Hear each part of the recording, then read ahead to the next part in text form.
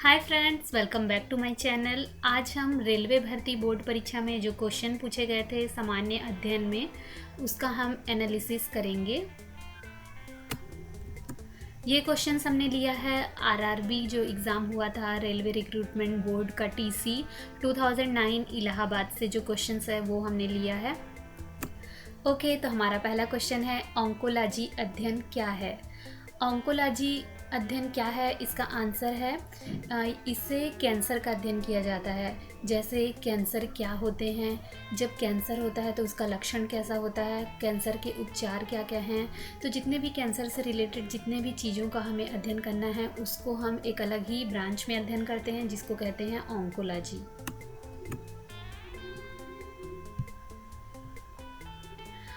वैसे ही बहुत सारे जब हम रोगों का अध्ययन करते हैं तो जीव विज्ञान की अलग अलग शाखाएं होती है जहाँ पर हम अलग अलग चीज़ों का अध्ययन करते हैं और उन्हें अलग अलग नाम दिया गया है। जैसे ये है पैथोलॉजी। पैथोलॉजी में हम अध्ययन करते हैं रोगों का। कार्डियोलॉजी ये हार्ट से संबंधित है, हार्ट से रिलेटेड जितने भी प्रॉब्लम होते हैं उन सभी को हम एक अलग ही शाखा में अध्ययन करते हैं जिसे कहते हैं कार्डियोलॉजी। नेक्स्ट है ऑप्थेल्मोलॉजी। ऑप्थेल्मोलॉजी जहाँ पे आएगा वहाँ पे हम आइज से रिलेटेड प्रॉब्लम्स का अध्ययन करते हैं। नेक्स्ट है डर्मेटोलॉजिस्ट। डर्मेटोलॉजी में जहाँ पर हम स्किन से रिलेटेड जो डिसीज़ है उसका अध्ययन करते हैं।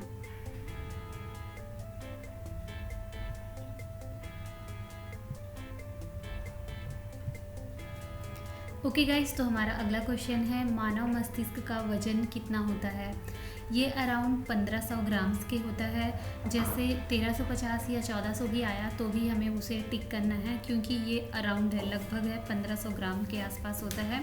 तो चलिए हम मानव मस्तिष्क के ब्रेन के बारे में भी थोड़ा जान लेते हैं जो कि हमारी जीके के लिए और नेक्स्ट क्वेश्चन के लिए भी इम्पोर्टेंट है।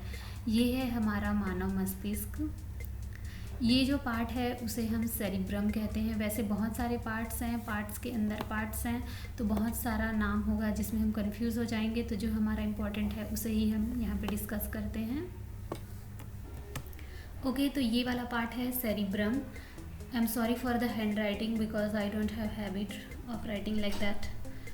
This is the first time, so please excuse me. सो ये है सेरिब्रम, जिसको हम कहते हैं कि ये मस्तिष्क का सबसे बड़ा भाग होता है जो कि हम जैसे सोचते हैं या कुछ महसूस करते हैं या हमें कुछ फील होता है। जैसे हम कुछ खाते हैं तो हमें कड़वा या मीठा फील होता है, तो जितने भी सेंसेशन वाली जो चीज़ें होती हैं उनको कंट्रोल करता है ये सेरिब्रम। नेक्स्ट है मस्तिष्क का पार्ट जिसे कहते हैं सेरिबेलम। CEREBELLUM, cerebellum. तो ये जो सेरिबेलम है वो मस्तिष्क का सबसे छोटा पार्ट होता है और ये जो है बैलेंस या मोशन का काम करता है या कह सकते हैं बॉडी को कंट्रोल करने का काम करता है। जैसे हम चल पाते हैं तो हम एक बैलेंस में हैं, तो वो सब जो कंट्रोल वाली चीज़ें हैं, या साइकिल चलाते हैं तो हम एक अपने बॉडी को कंट्रोल करते हैं, तो उन सबको जो कंट्रोल करता है ये सेरिबेलम वाला पार्ट। कई बार क्वेश्चन में आ जाता है कि हम जो सोचते हैं, हम जो करते हैं, वो कौन सा मस्तिष्क का कौन सा पार्ट नियंत्रित करता है। तो हमारा नेक्स्ट है मेड्यूला। MEDULLA, medulla. ये जो मेडुला है उन चीज़ों को कंट्रोल करता है जिन पर हमारा कोई कंट्रोल नहीं है, जो अपने आप होता है। जैसे भोजन का पाचन होना या दिल का धड़कना। हम चाहें तो भी हम दिल का धड़कना नहीं रोक सकते, या भोजन का पाचन ना हो ऐसा सोचें लेकिन ऐसा पॉसिबल नहीं हो कि वो हमारी चीज़ों को माने। ओके, तो हमारा अगला क्वेश्चन है गुरु नानक ने किस धर्म की स्थापना की थी। तो गुरु नानक ने सिख धर्म की स्थापना की थी। ये बहुत ही ईजी क्वेश्चन है। और जो सिख धर्म है उसमें टोटल 10 गुरु हुए थे, जिसमें 10वें गुरु हैं गुरु गोविंद सिंह जी, जिन्होंने खालसा की स्थापना की थी। उन्होंने जो सैन्य संगठन है खालसा उसकी स्थापना की क्योंकि जो गुरु गोविंद सिंह के जो पुत्र थे उनको औरंगजेब ने गिरफ्तार कर लिया था और इस्लाम स्वीकार ना करने के कारण औरंगजेब ने उन्हें दीवार पर चुनवा दिया था, इसलिए उन्होंने खालसा की स्थापना की। ओके, तो आगे है एल्यूमिनियम का अयस्क कौन है। तो यहाँ पर हम सबसे पहले ये देखते हैं कि अयस्क होते क्या हैं। अयस्क वो चट्टान होते हैं जिसमें खनिज होते हैं। जैसे एल्यूमिनियम एक खनिज है, तो अयस्क में खनिज छुपे होते हैं जिसको शुद्धिकरण करके हम वो खनिज बाहर निकालते हैं। जैसे एल्यूमिनियम का अयस्क है बॉक्साइट। तो ये जो बॉक्साइड है वो एक अयस्क है जिसका शुद्धिकरण करके हम खनिज निकालेंगे, मतलब एल्यूमिनियम निकालेंगे।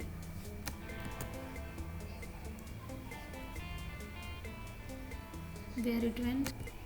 I'm sorry for the pronunciation, it's bauxite और bauxite। ओके, तो एल्यूमिनियम का अयस्क है बॉक्साइट। ये अच्छा नहीं लग रहा है, बॉक्साइट। ओके। कई बार बहुत सारी चीज़ों में ये जो खनिज है, बहुत सारे खनिज हैं, उनके अयस्क के नाम भी पूछे जाते हैं जो कि काफ़ी इंपॉर्टेंट है। खासकर ये जो लोहा है उसका है मैग्नेटाइट, हेमेटाइट और पायराइट। ये जो अयस्क है इन सब से लोहा निकाला जाता है, खनिज निकाला जाता है। और कैल्शियम का है कैल्शियम कार्बोनेट, मैग्नीशियम का डोलामाइट, ये भी बहुत इंपॉर्टेंट है। और कैल्शियम का कैल्शियम कार्बोनेट ये हमने देखा। सीसा का है गैलेना, जस्ता का है जिंक ब्लेड और चांदी का है आर्जेटाइट। एल्यूमिनियम का हमने देख ही लिया है बॉक्साइट या बॉक्साइट। ओके, नेक्स्ट है ब्रिटिश सरकार की रिपोर्ट को क्या कहा जाता है। तो हमारा आंसर है ब्रिटिश सरकार की रिपोर्ट को ब्लू बुक कहा जाता है। ये ऑफिशियल्स बुक्स होते हैं जिसका अलग अलग नाम होता है। जैसे अलग अलग देशों के ऑफिशियल्स बुक का अलग अलग नाम होता है। जैसे इंडिया में हम अपने ऑफिशियल्स बुक को वाइट पेपर कहते हैं, बुक नहीं कहते, वाइट पेपर कहते हैं। अगर वही वाइट बुक हो जाए तो वो पुर्तगाल और चाइना का होता है।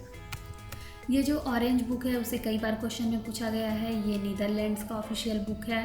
और भी ये सब भी बहुत इंपॉर्टेंट है। येलो बुक है फ्रांस का, तो इसे भी आप याद रखिए। अगला है बाजार नियंत्रण प्रणाली को किसने प्रारंभ किया था। तो हमारा आंसर है इसे प्रारंभ किया था अलाउद्दीन खिलजी ने। जो खिलजी वंश की स्थापना है उसे किया था जलालुद्दीन खिलजी ने। जो जलालुद्दीन खिलजी हैं अलाउद्दीन खिलजी के ससुर जी थे, जिसका वध करके इन्होंने गद्दी प्राप्त की अलाउद्दीन खिलजी ने।